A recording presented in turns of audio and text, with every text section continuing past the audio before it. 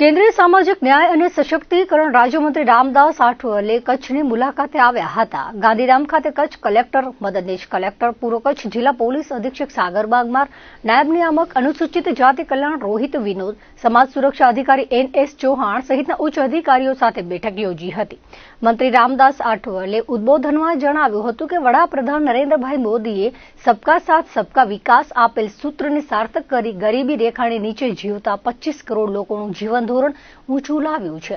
પ્રધાનમંત્રી આવાસ યોજના, ઉજ્જવલા યોજના, આયુષ્માન કાર્ડ, જનધન યોજના સહિતની લોક કલ્યાણકારી યોજનાઓ અમલી બનાવી છે।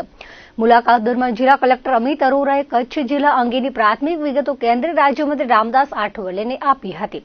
ભૂકંપ બાદ કચ્છ જિલ્લામાં ઉદ્યોગોનું આગમન અને નર્મદાના અવતરણ, અનુસૂચિત સહકારી મંડળીઓને જમીનના હકો આપોઆપ, અનુસૂચિત જાતિની યોજનાઓનું કચ્છમાં અમલીકરણ, અનુસૂચિત જાતિની જિલ્લામાં વસ્તી અને કલ્યાણકારી કાર્યક્રમો અંગે વિગતવાર જાણકારી કલેક્ટરે આપી હતી। સમાજ કલ્યાણની કચ્છ જિલ્લામાં અમલી વિવિધ યોજનાઓ અંગે કેન્દ્રીય રાજ્યમંત્રીને નાયબ નિયામક અનુસૂચિત જાતિ કલ્યાણ રોહિત વિનોદે અવગત કરાવ્યા હતા।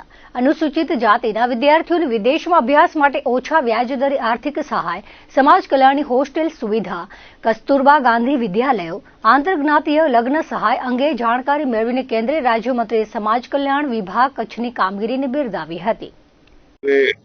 राजूभाई टाग इन्होंने आरपीआई में वो अहमदाबाद रहते हैं, लेकिन वो भूज के मूल निवासी हैं। उन्होंने रिपब्लिकन पार्टी ऑफ इंडिया में उन्होंने एंट्री ली है, प्रवेश लिया है।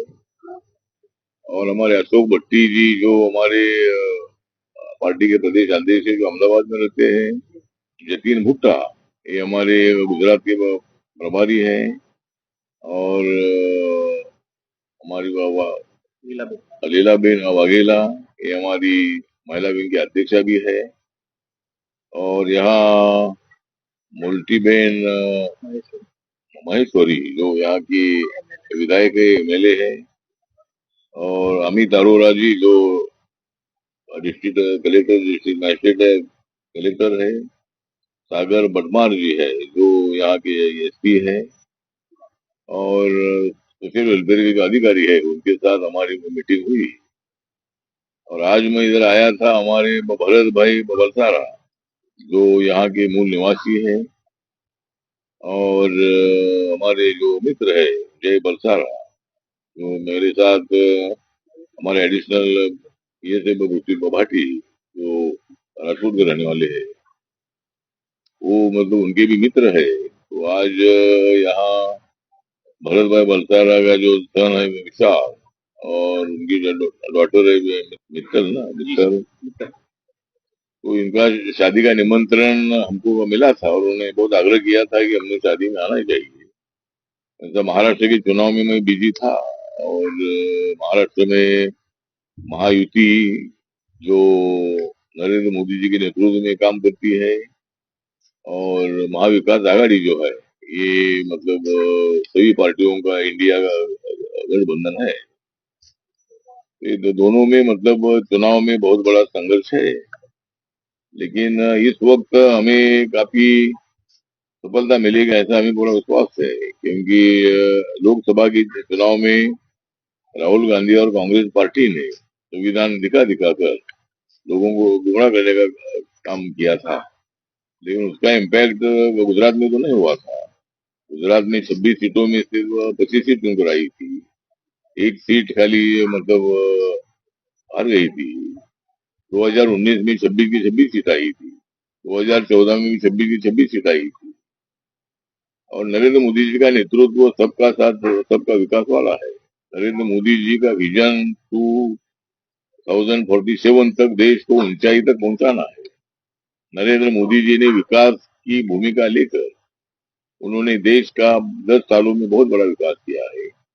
25 करोड़ लोगों को गरीब रेखा के ऊपर लाया है। और अभी इस साल में इस 5 साल में भी रोड का डेवलपमेंट है, रेलवे का डेवलपमेंट है, एयरपोर्ट का डेवलपमेंट है, कनेक्टिविटी है, 80 करोड़ लोगों को फ्री में अनाज देने का विषय हो, महिलाओं को आरक्षण देने का निर्णय हो लोकसभा विधानसभा में, उसके साथ साथ 370 आर्टिकल हटाने का निर्णय हो। जम्मू कश्मीर में तिरंगा झंडा पहले नहीं लगता था, जम्मू कश्मीर में बाबा साहब अम्बेडकर ने दिया हुआ संविधान लागू नहीं होता था, वहां का सिस्टम अलग ही होता था। तो लेकिन 370 आर्टिकल हटने से अभी वहां तिरंगा झंडा लग रहा है। वहां का आतंकवाद 95 से ज्यादा कम हो चुका है। और अभी तक मतलब 370 आर्टिकल हटाने के बाद कम से कम 2 करोड़ 50 लाख से ज्यादा टूरिस्ट वहां गए हैं। उसमें फॉरेनर भी है, इंडियन भी है, अपना अपने भारत के भी है। तो वहां अभी काफी शांति है। बीच बीच में कोई एक आधा इंसिडेंट होता है, लेकिन 370 आर्टिकल हटाने से पूरा जम्मू कश्मीर भारत का एक बहुत बड़ा पार्ट बन गया है। और ये काम नरेंद्र मोदी जी ने किया है। कांग्रेस के कार्यकाल में पंडित जवाहरलाल नेहरू जी ने शुरू में ठीक था, लेकिन बाद में कुछ सालों के बाद 370 हटाने का निर्णय लेना चाहिए था। लेकिन कांग्रेस पार्टी में इतना डेयरिंग नहीं था। कांग्रेस पार्टी ने ऐसा निर्णय कभी नहीं लिया।